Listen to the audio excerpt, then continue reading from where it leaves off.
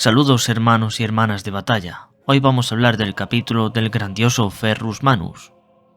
Reconocidos por su orgullo, brutalidad despiadada y falta de remordimientos en la batalla, los Manos de Hierro se encontraban entre las legiones de marines espaciales más poderosas y famosas de la Gran Cruzada. Eran el martillo que había destrozado a innumerables enemigos en la búsqueda del emperador para liberar a la humanidad de la oscuridad de la vieja noche. Su primarca era Ferrus Manus, un belicoso e intransigente señor de la guerra y armero sin par, de quien la 10ª Legión tomó su nombre y cuyo mando era para ellos una ley inviolable.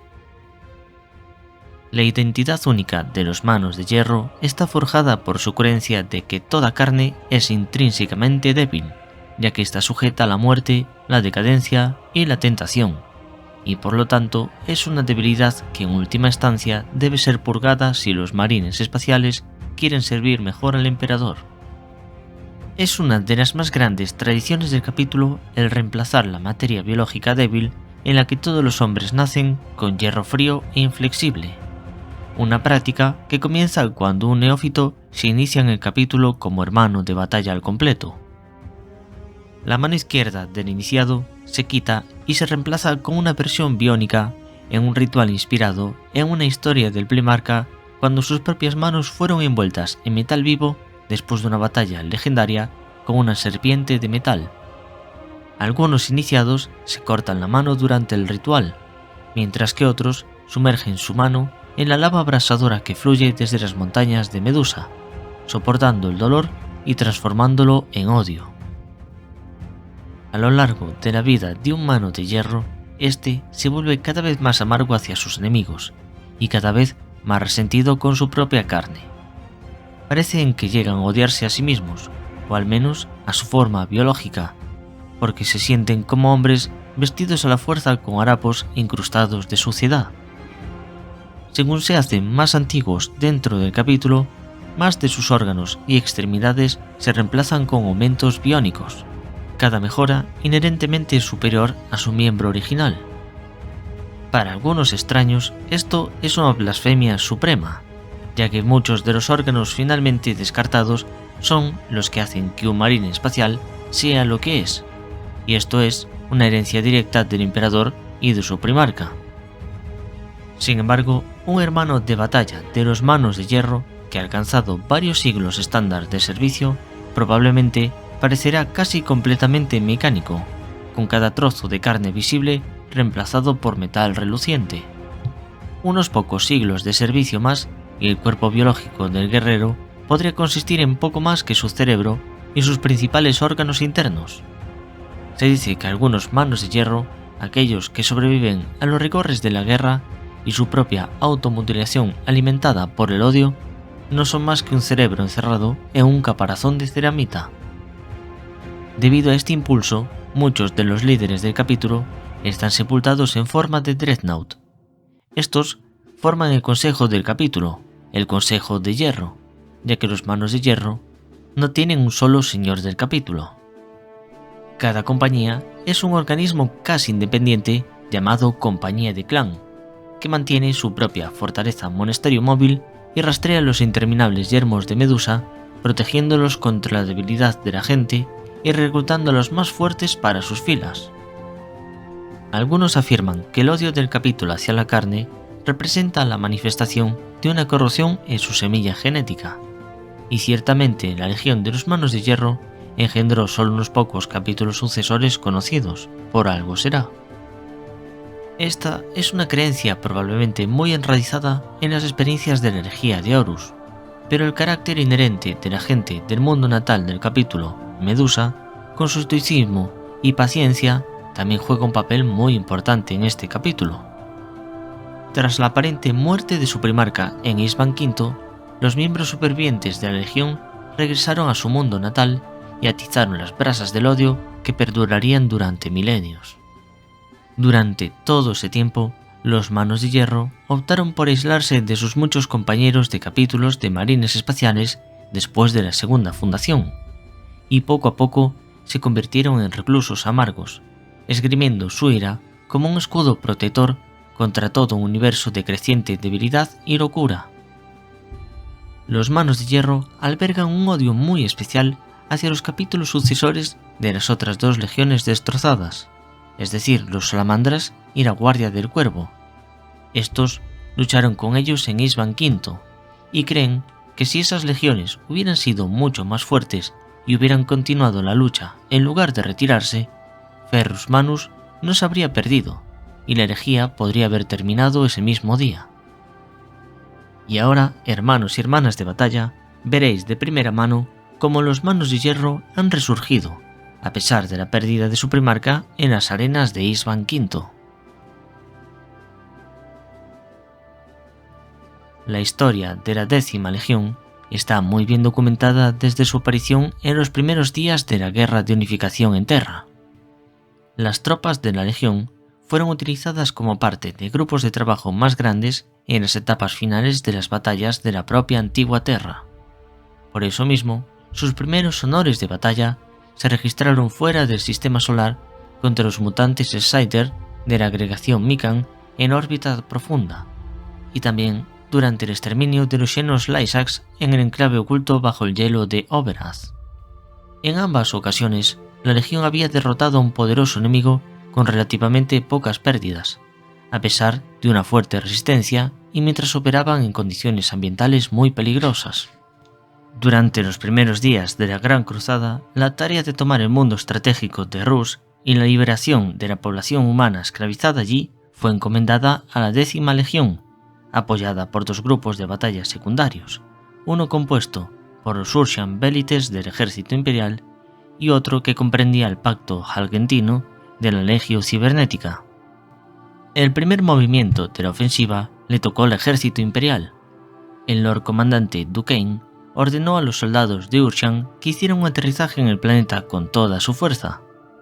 Hizo que se formaran en una zona de despliegue triangular, muchos kilómetros a cada lado de la llanura baldía entre los tres asentamientos de las fortalezas orcas más grandes en el paisaje urbano corroído.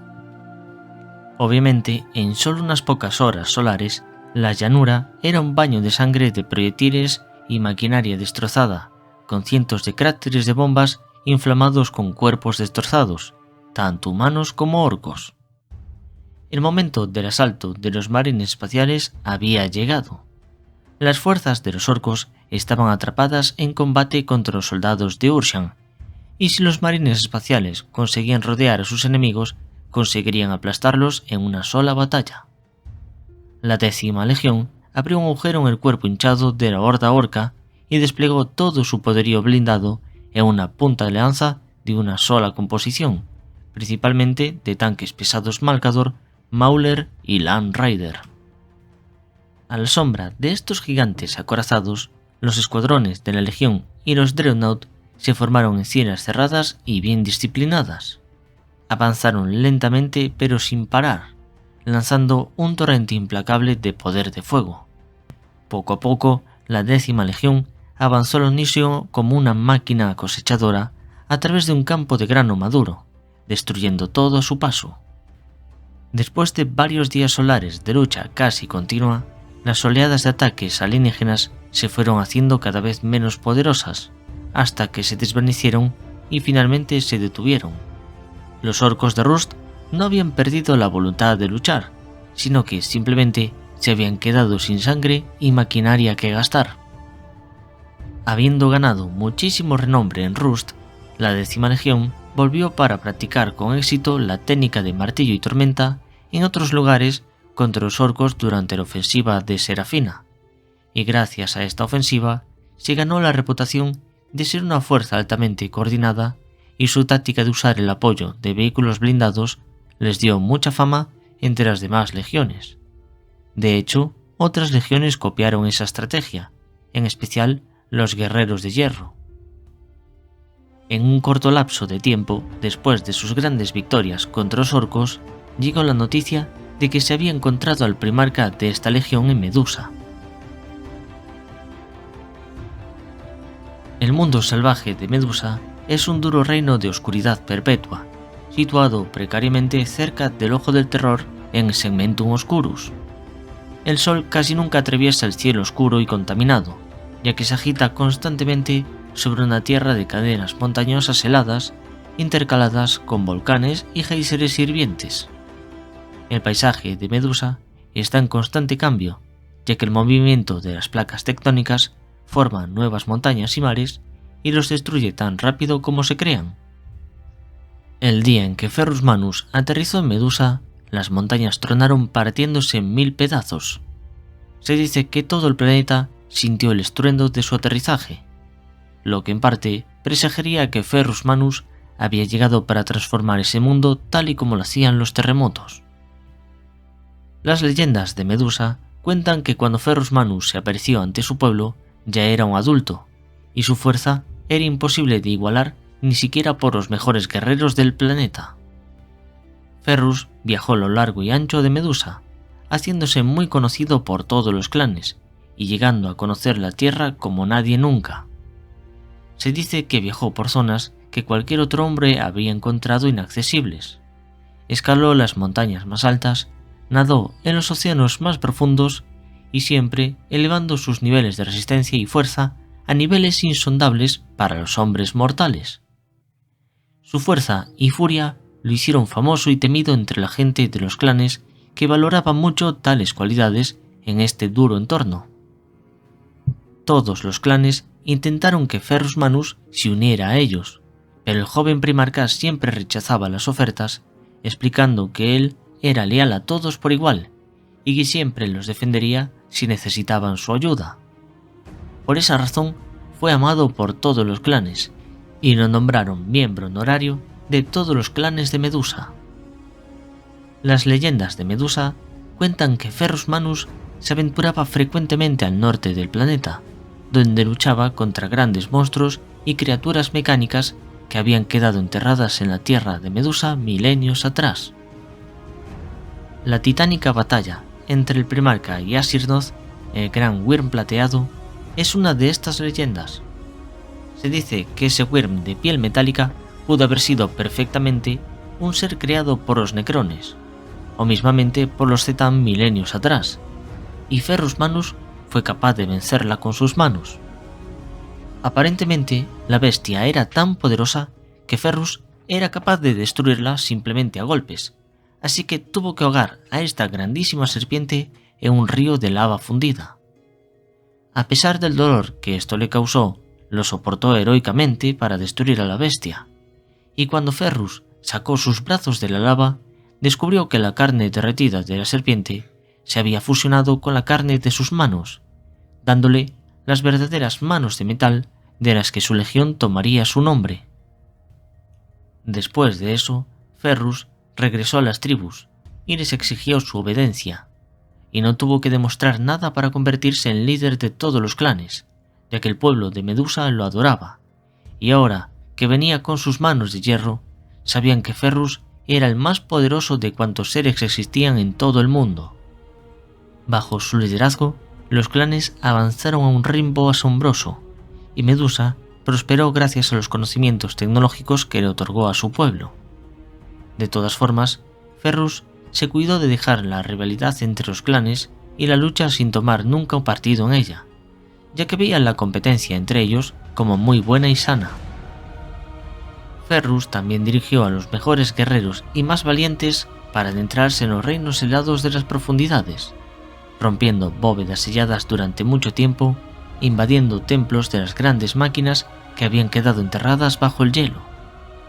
En las profundidades, las bandas de guerreros y el gigante de ojos plateados que los dirigía lucharon contra mutantes degenerados, cyborgs muertos vivientes cuya carne podrida colgaba hecho jirones de su cuerpo de metal corroído, y sometieron a muchas máquinas oscuras de las eras de pesadilla anteriores.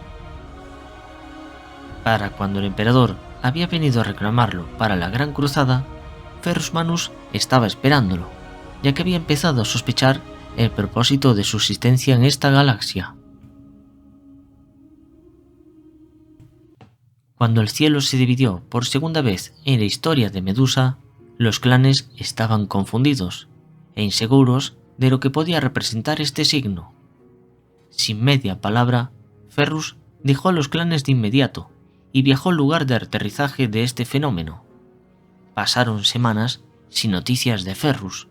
Pero antes de que los clanes decidieran qué debían hacer al respecto para descubrir el destino de su salvador, el cielo estalló con titánicas tormentas eléctricas y el suelo se estremeció con salvajes terremotos, aterrorizándolos a todos.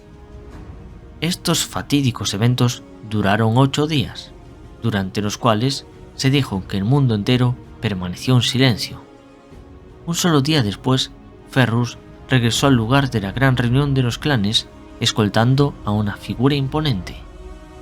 Las historias sobre los actos que realizaron los dos grandes hombres varían, pero la mayoría gira en torno al tema común de una batalla o una prueba de sus poderes. Fuera lo que fuera, lo que había sucedido en esas montañas, estaba claro para todos los presentes que ahora existía un estrecho vínculo de respeto entre Ferrus Manus y el emperador, quien había llegado en busca de su hijo.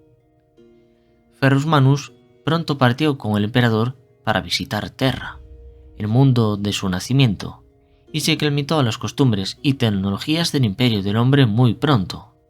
Sin embargo, prometió a sus clanes que siempre regresaría a Medusa, el mundo turbulento que seguiría siendo su verdadero hogar para siempre.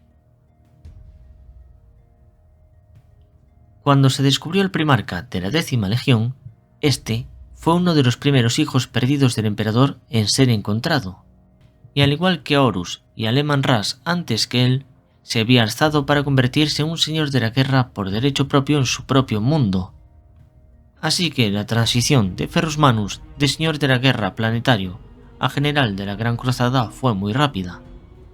En unos pocos años, Ferrus Manus consiguió el control total de la 10ª Legión, de la que tomó el mando en cuerpo y alma, renombrándola y rehaciéndola a su imagen, eliminando de un plumazo todo lo que le desagradaba y organizando la legión a su gusto personal. Cuando Ferrus Manus se hizo cargo de su legión, él, como la mayoría de los otros primarcas, usó su mundo adoptivo como base y cuartel general principal de la legión. Al hacer esto juntó las tradiciones de ambos mundos, pero sobre todo fomentó el espíritu de Medusa entre todos sus compañeros de batalla. De esta forma, las compañías de batalla se convirtieron en compañías de clan, fomentando lo que antes había ocurrido en Medusa, una lucha entre clanes para ver quién era el más poderoso. La hermandad compartida por los primarcas Fulgrim y Ferrus Manus era bien conocido en el Imperio durante la época de la Gran Cruzada, ya que los dos líderes sobrehumanos formaron una conexión instantánea desde su primer encuentro. Este encuentro inicial ocurrió en Terra, debajo del monte Narodnia, la forja más grande que había en los Urales, donde Ferrus Manus estaba trabajando muy duro en la forja para crear un arma poderosa. Ninguno de los dos primarcas se había conocido todavía, y Ferrus Manus contaría más tarde cómo se habían conocido aquel día. Afirmó a su legión que Fulgrim había declarado que había ido a forjar el arma más perfecta jamás creada, y que la aportaría en la próxima Gran Cruzada. Por supuesto, el primarca de los Manos de Hierro no podía dejar que tal alarde quedase sin respuesta, y se había reído en la cara de Fulgrim, declarando que esas manos pastosas nunca podrían ser iguales que sus propios apéndices de metal vivo. Fulgrim aceptó el desafío con mucha gracia, y ambos primarcas se desnudaron hasta la cintura, trabajando sin pausa durante semanas. La fragua resonó con el ensordecedor martilleo de los martillos, el silbido del metal enfriándose y los afables insultos de los dos semidioses mientras buscaban superarse el uno al otro. Al final de un trabajo incesante de 3 meses, ambos guerreros habían terminado sus armas. Fulgrim había forjado un martillo de guerra exquisito, el rompeforjas, que podía derribar una montaña de un solo golpe, y Ferrus Manus una espada de hoja dorada, la hoja de fuego, que ardió para siempre con el fuego de su fragua. Fulgrim declaró que la espada dorada era igual que la que portaba la legendaria heroína Nuada, Mano de Plata, mientras que Ferrus Manus había jurado que solo los poderosos dioses del trueno de la leyenda nórdica eran aptos para portar un mazo de guerra tan magnífico. Sin decir una palabra más, ambos primarcas habían intercambiado sus armas y sellado su eterna amistad con el arte de sus manos. La 10ª Legión, bajo el mando de su primarca, se convertiría más tarde en una máquina de guerra literal, una máquina especialmente diseñada, poco sutil, eficiente y dedicada a un método de guerra particularmente brutal y directo. En respuesta a los propios valores de su primarca, los recién nombrados Manos de Hierro valoraban la superioridad en términos de armamento y equipo, tanto como el fervor, el valor o la disciplina, y la Legión vio una concentración de experiencia tecnológica que rara vez igualaban otras legiones. La victoria por los medios más directos y eficientes posibles era el mantra de esta legión. Serían la mano que se extendería y aplastaría a los enemigos de la humanidad. Serían implacablemente fríos como la mano de hierro que tan apropiadamente había tomado por su nombre. Desde un principio estaba claro que Ferrus Manus sería un señor supremo duro pero constante en sus decisiones. El primarca era absolutamente intolerante con el fracaso y rápido para la ira, pero también controlaba de forma rígida y racional la aplicación de la fuente de ira que nunca estaba lejos de la superficie de sus pensamientos y acciones. Ferrus Manus estableció estándares absolutamente intransigentes para su legión, a la que veía como una extensión de su propio cuerpo y voluntad. La legión obviamente lo amaba como los hijos que aman a un padre duro de corazón, pero cualquier signo de amor que les ofrecía valía más para ellos que cualquier laurel de victoria. La 10ª Legión rápidamente agregó sus esfuerzos a la Gran Cruzada, convirtiéndose en el corazón de la 52ª Flota Expedicionaria.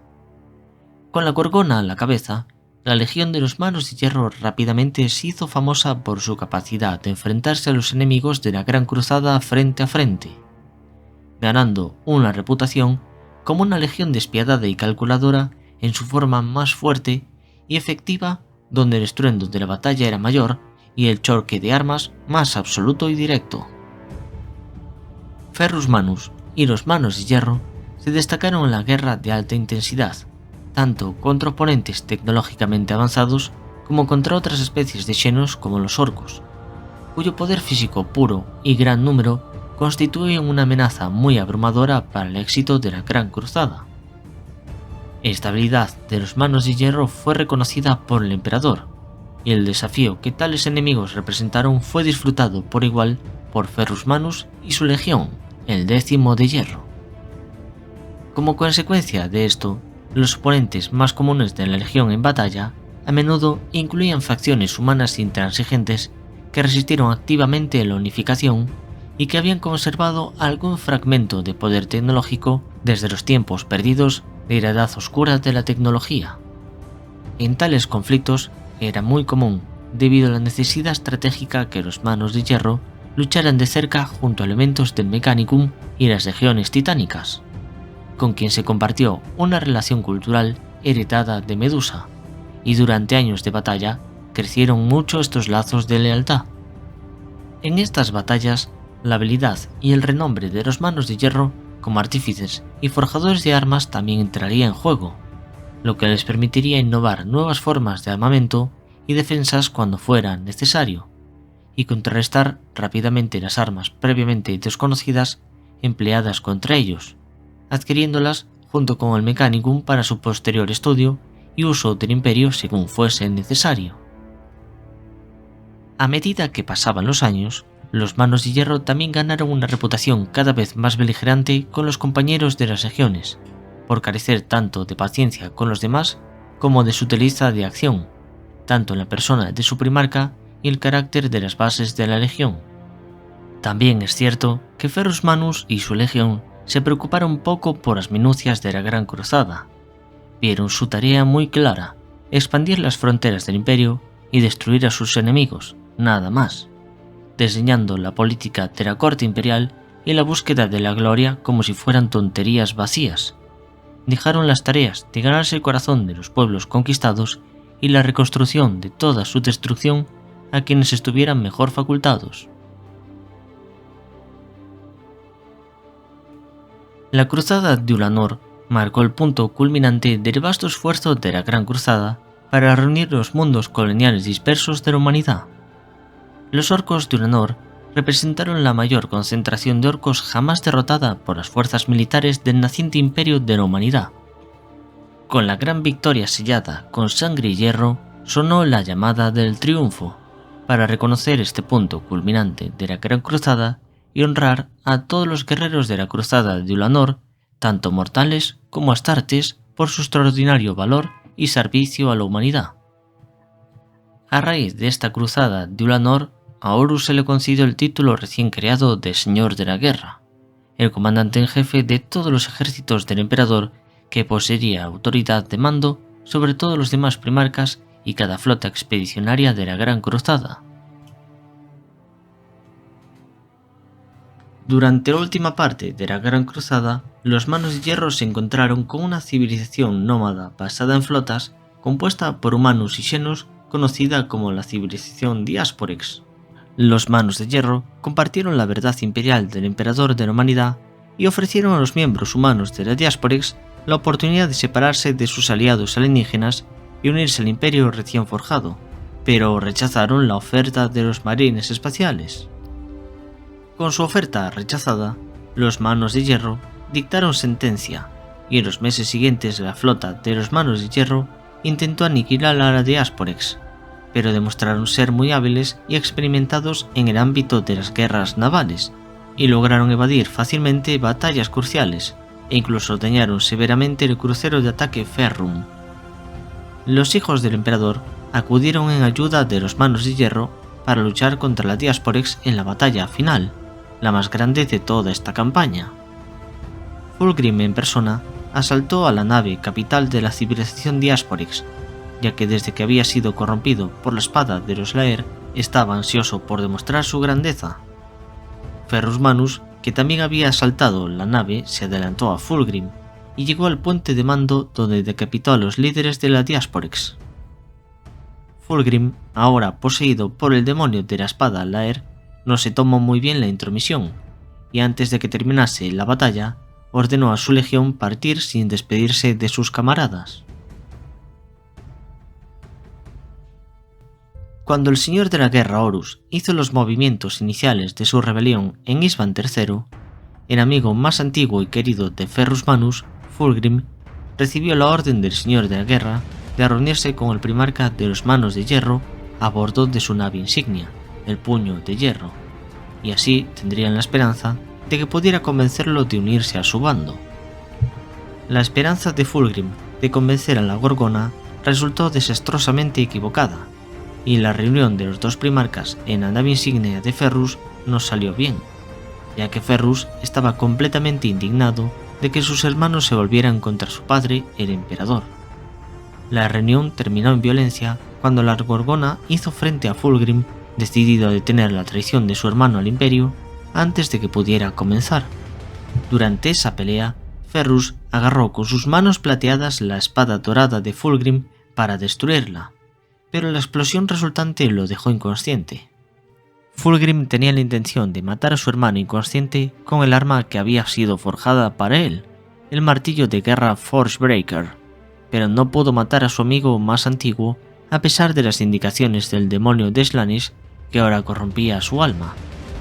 Antes de irse, tomó el arma que había fabricado para Ferrus para demostrarle que lo había abandonado como amigo, y le dejó allí tirada la espada que le había dado a él para que no olvidase que la próxima vez que se enfrentasen lo harían contra sus propias armas.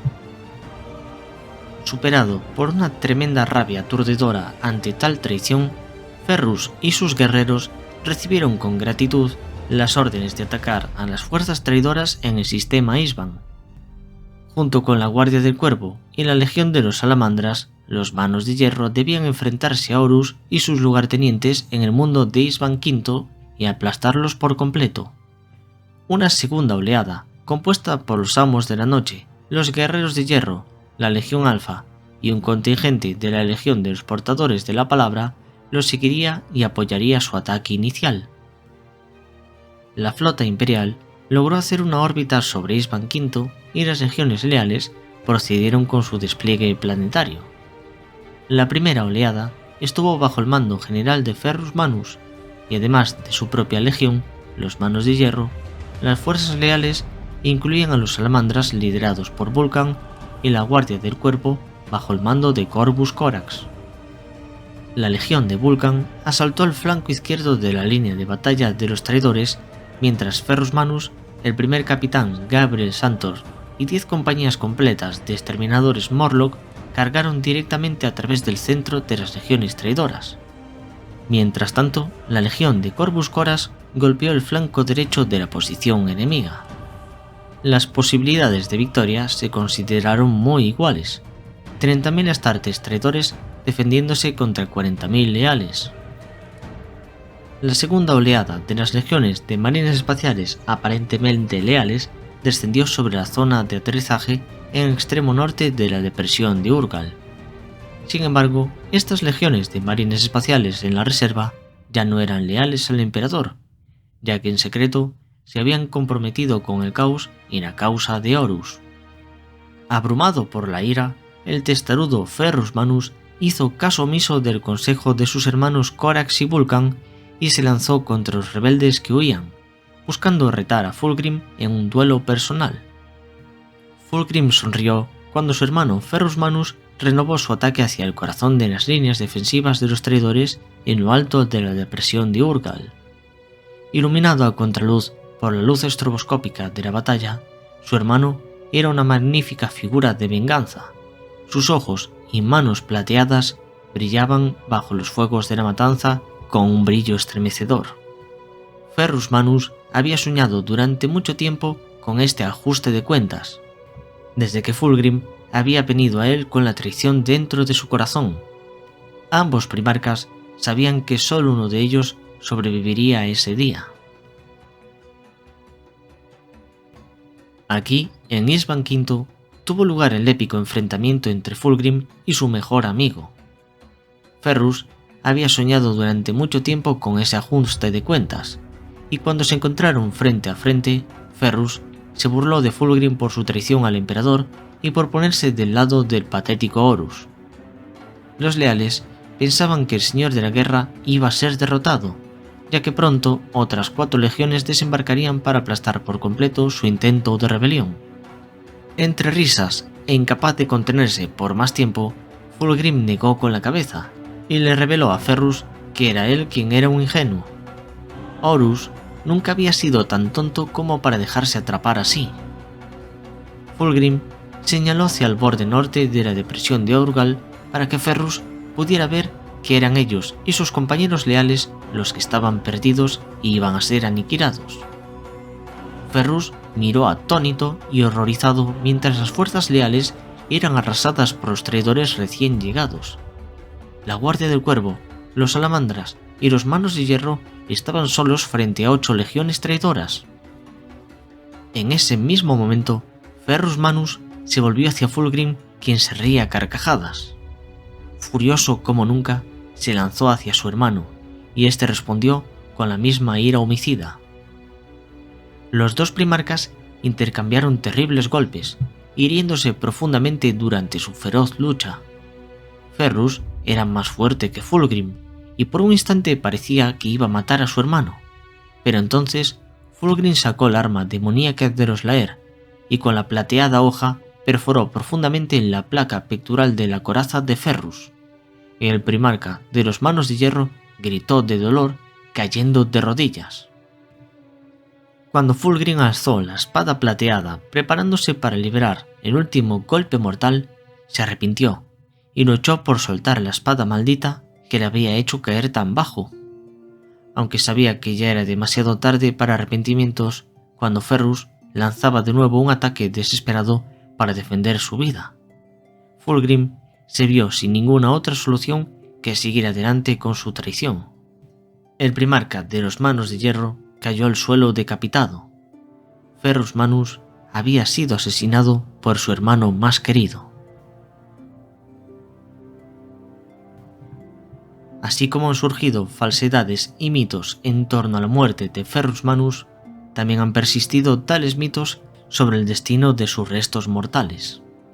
Si bien muchos creen que la cabeza del primarca de los Manos de Hierro fue entregada a Horus por Fulgrim después de que éste lo matara, otros relatos afirman que la cabeza y el resto de su cuerpo fue obsequiado o tal vez robado por agentes del Mecánicon Oscuro con el propósito oscuro de crear una propia legión de Astartes retorcidos a partir de la semilla genética de este primarca. Otros creen que en una fecha posterior su cuerpo fue recuperado en su totalidad, o al menos en parte, por sus hijos, mientras que otros vástagos de los Manos de Hierro todavía siguen buscando su cuerpo. Los Manos de Hierro se han negado a aceptar el hecho de la muerte de su primarca, eligiendo en cambio creer que de alguna manera había escapado de la masacre de Isvan V y que algún día regresaría. Sin embargo, tal consuelo delirante hizo poco para ayudarlos después de la masacre, y con su primarca perdido y la legión lisiada, regresaron a Medusa llenos de amargura.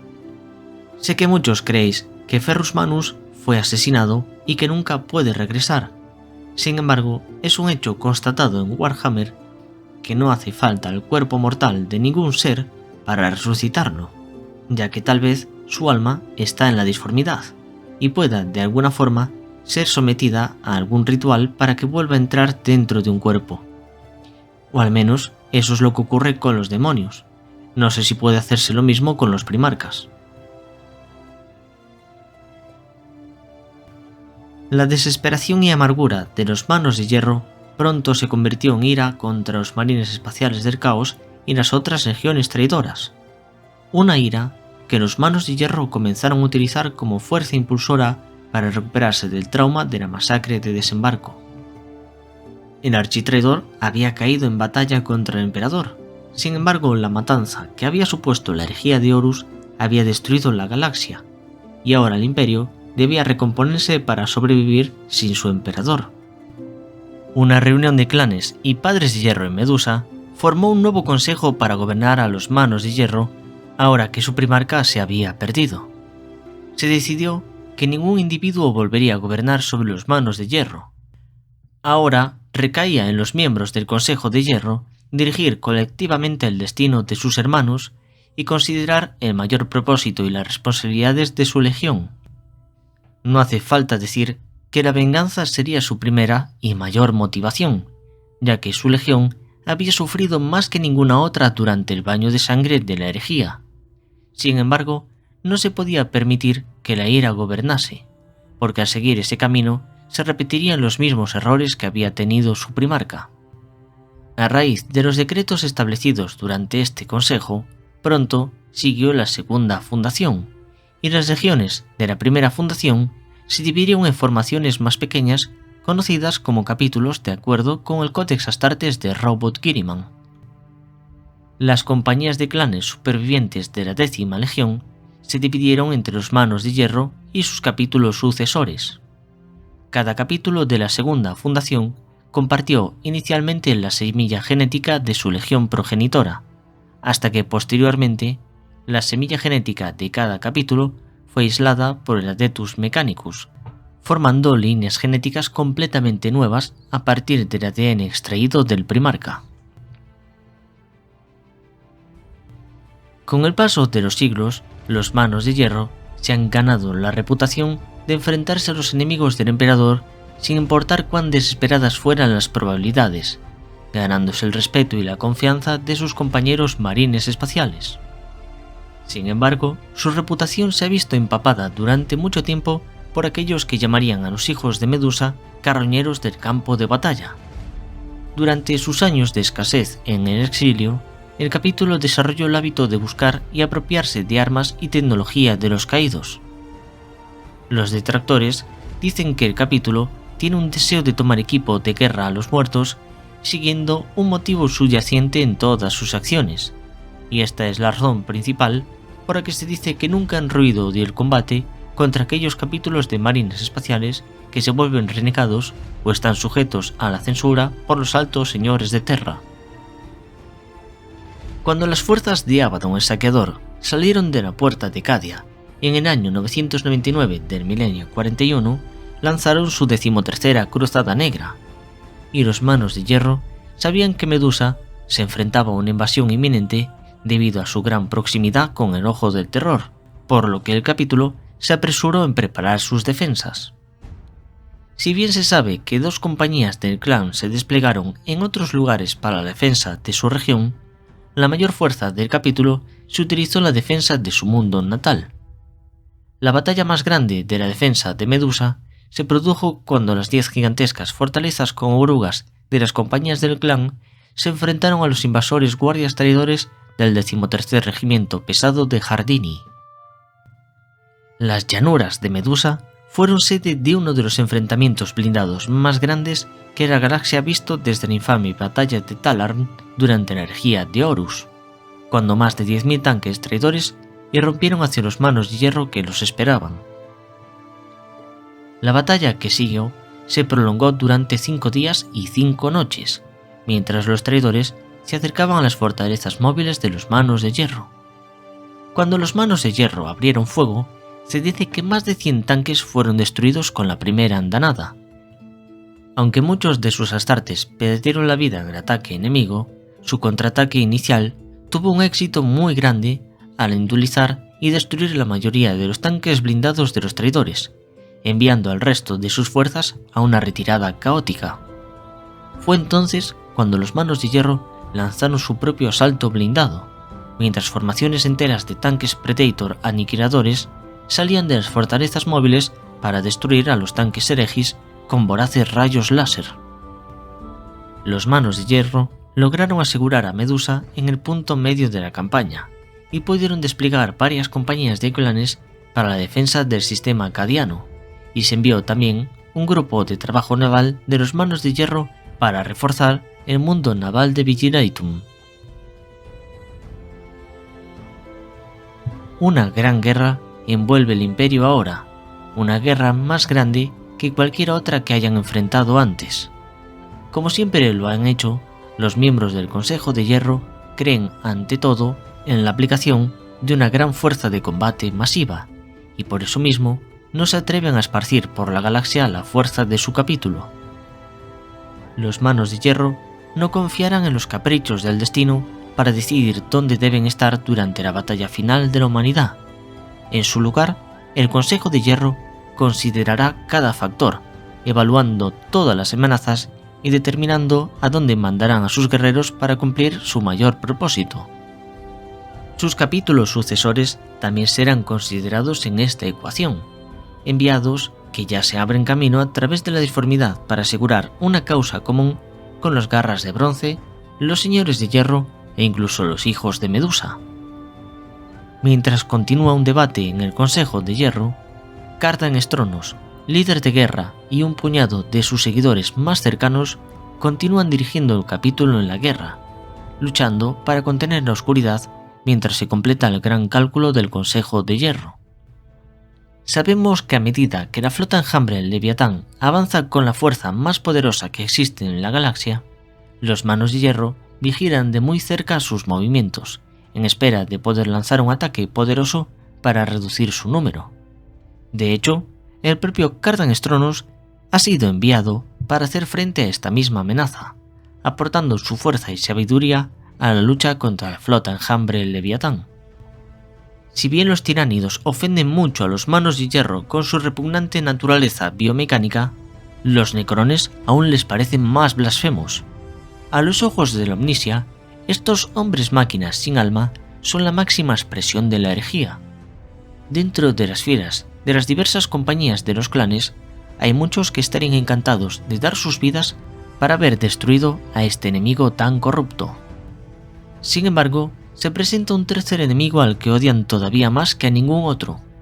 Desde la aparición de la Cicatrix Maledictum y el resurgir del caos en toda la galaxia, muchos miembros del Consejo de Hierro argumentan que aquí, seguramente, es donde su capítulo debe desplegar todo su poder, ya que ninguna guerra podría ser más vital que la guerra contra el caos. Si se llegara a un acuerdo en el Consejo de Hierro y si los capítulos sucesores se unieran una vez más con sus fundadores, junto con el apoyo más seguro del Electus Mechanicus, entonces se forjaría un ejército como nunca antes visto desde los tiempos de la Gran Cruzada. Donde quiera que ese enorme ejército pusiese su mirada, sería una victoria segura para el bando imperial. Sin embargo, las deliberaciones del Consejo de Hierro son largas, sin un final a la vista, al menos por ahora. Mientras el Consejo de Hierro decide cómo y dónde desplegar el mayor ejército que podría tener el Imperio, los clanes del capítulo luchan en toda la galaxia. Me gustaría destacar una de sus últimas campañas durante el 42 milenio, la campaña conocida como el Segundo Alivio de Mordia. Cuando las fuerzas imperiales se retiraron del sector Stygius durante la invasión del sector Stygius, los Manos de Hierro se negaron a retirarse y en su lugar se reunieron todos en Mordia bajo el asedio de las fuerzas del caos.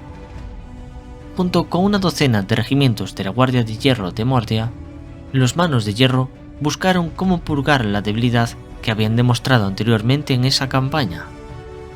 Durante el asedio de los enemigos, los Manos de Hierro se unieron a sus aliados enfurecidos por el derrotismo, y entre ellos estaban los Garras de Bronce, los Señores del Fuego, los Cráneos de Plata, los Hijos de Medusa y los Señores de Hierro, y esto se conoció como la Cruzada de Hierro. Los Manos de Hierro y sus aliados atacaron con la brusquedad habitual, emergiendo sin previo aviso de la disformidad y enfrentándose a la flota traidora en órbita, lanzando un asalto de cápsulas de desembarco sobre la capital de Mordia. Incluso cuando la zona de lanzamiento de los Manos de Hierro fue atacada nuevamente por la Guardia Benedictina y el culto de la palabra susurrada, los señores de la guerra renegados de todo el sector se unieron para darse cuenta de que los Manos de Hierro podían ser completamente destruidos si jugaban bien sus cartas. Fue en este punto cuando llegaron los capítulos sucesores de los Manos de Hierro junto a la Cruzada de Hierro. La Armada del Caos fue atrapada en desorden por los refuerzos leales y aplastada consecuentemente. Las naves de guerra recién llegadas de los marines espaciales bombardearon el planeta durante días para aniquilar a las fuerzas de los renegados. De esta manera, los Manos de Hierro y sus aliados de Mordia soportaron la tormenta de fuego orbital. Sus enemigos, atrapados al aire libre y embragados por la anterior perspectiva de su inminente victoria, no fueron tan afortunados, y millones murieron bajo la furia del bombardeo. Finalmente llegaron otros refuerzos imperiales de Cipra Mundi, y la Cruzada de Hierro no solo pudo expulsar a las fuerzas del caos de Mordia, sino también contraatacar a las guarniciones del caos en los mundos cercanos. El Consejo de Hierro gobernante de los Manos de Hierro luego desató una segunda fase de la campaña, con un plan para rastrear a los mundos supervivientes del sistema Mortanio y librarlos de la presencia del caos, arrebatando a las fuerzas del caos las refinerías y los astilleros orbitales del vecino sistema Carbos. En la actualidad esta campaña sigue en curso, así que si sois seguidores de Ferrus Manus deberíais dirigiros cuanto antes al sistema Carbos y uniros a los Manos de Hierro con la Cruzada de Hierro. Antes de terminar el vídeo, quiero mandar un saludo a los miembros del canal, quienes han elegido mis últimos vídeos. Por mi parte, esto es todo lo que necesitamos saber sobre la historia de los Manos de Hierro. Me despido de vosotros hasta el siguiente vídeo.